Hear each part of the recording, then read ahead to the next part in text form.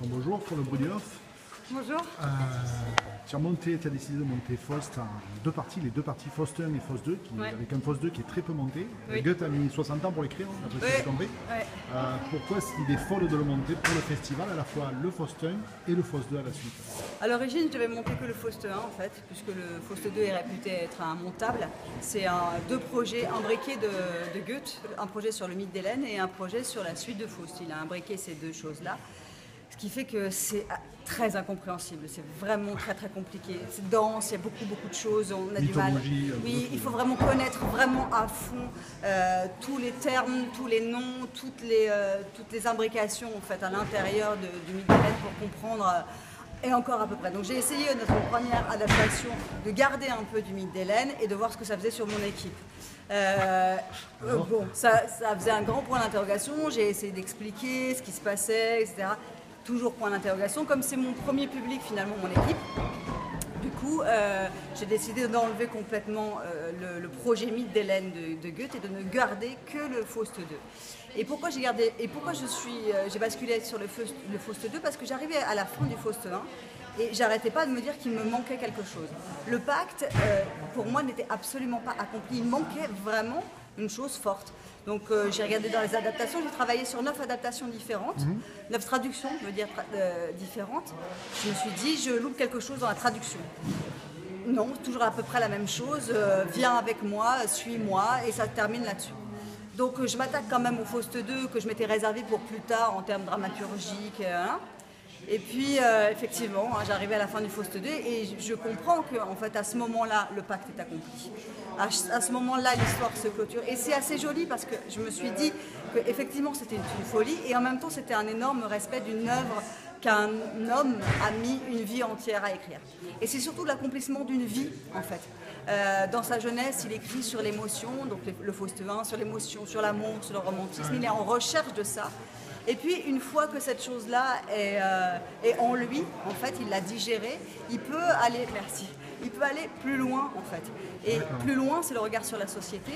Et ce qui est assez intéressant, c'est qu'il décrit un schéma qui arrive avant chaque grande guerre ou chaque grande crise, en fait, dans le monde, qui est donc là, c'est l'invention du papier-monnaie, puis, en fait, la surconsommation, et puis les dettes. Le Faust 2 est très actuel. Il est très actuel, très sur l'économie et sur la politique. Le Faust 1 est plus intemporel, le Faust 2 est très actuel. Exactement. Il est plus universel, en fait, universel, intemporel, sur quelque chose qui finalement ne bouge pas, on va dire.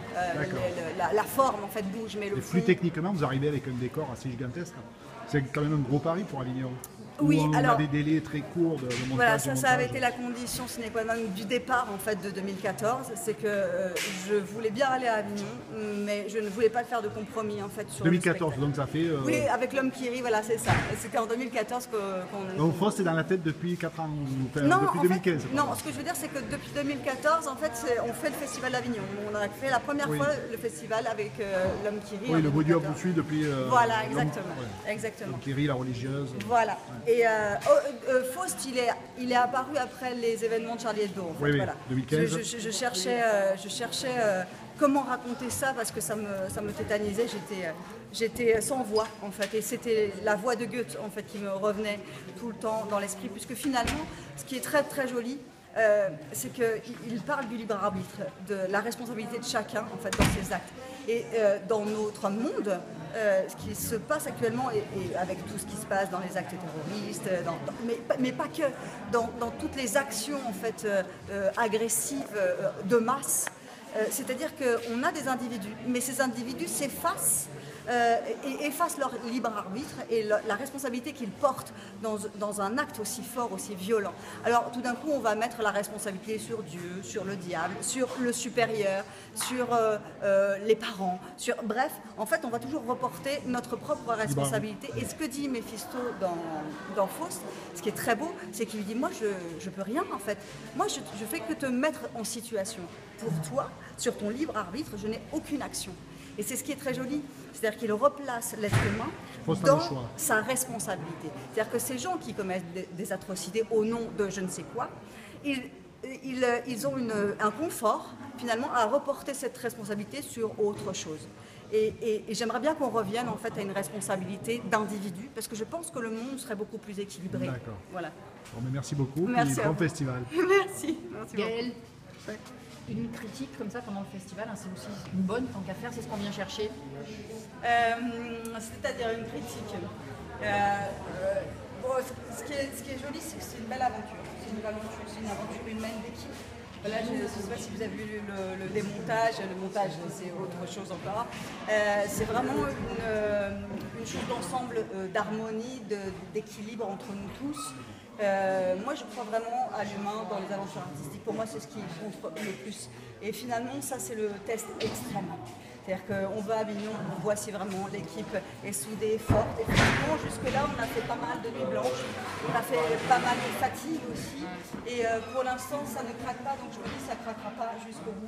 Et puis, c'est l'aventure aussi d'un théâtre, aussi le 11 Gilgamesh, qui est voué à être un énorme théâtre, un théâtre qui compte, un beau théâtre. Et voilà, et on est avec. J'aime bien être au début des choses aussi. On aime bien être au début des choses. On est au début de quelque chose. Et des rencontres comme ça avec les gens qui sont là pour faire les critiques, pour faire connaître votre spectacle, on les redoute, au contraire, on jubile quand il y a comme ça un échange avec Pierre, par exemple. Ça dépend, tout de suite, on voit tout de suite si humainement parlant, il y a une connexion ou si on veut du mal. Parce que aussi dans nos métiers, il y a tellement de choses qui rentrent en ligne de compte. Les réseaux, par exemple.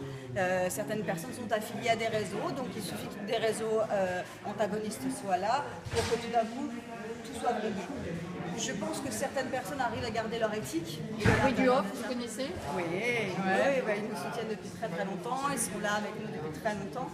Et surtout, ce sont des critiques. C'est très dommage de faire une critique sur quelque chose en cassant complètement quelque chose. Finalement, le regard qu'on porte, il est toujours subjectif. Je trouve que les critiques restent quand même très avec les spectacles, parce que finalement personne ne mérite en fait d'être complètement démoli au début d'un festival. Et je pense que c'est important de laisser la chance à tous les spectacles qui sont là à la ligne de départ en fait. Et que voilà, donc je trouve que c'est un joli soutien, c'est un soutien qui est là et qui est doux, qui fait de belles critiques de fond, qui est en accompagnement aussi, qui nous connaît, qui connaît les spectacles. Et ça, c'est très important parce qu'on a une ligne qui se développe au fur et à mesure des années. Donc d'avoir affaire à des gens qui connaissent l'identité des spectacles, la difficulté aussi. Moi, je ne redoute pas la difficulté. Je redoute le fait d'abandonner. D'abandonner parce que c'est trop difficile. On défend quelque chose, on défend un propos. Ce propos doit être vu, pour moi, il doit être vu intégralement. Donc on emporte tout ce dont on a besoin pour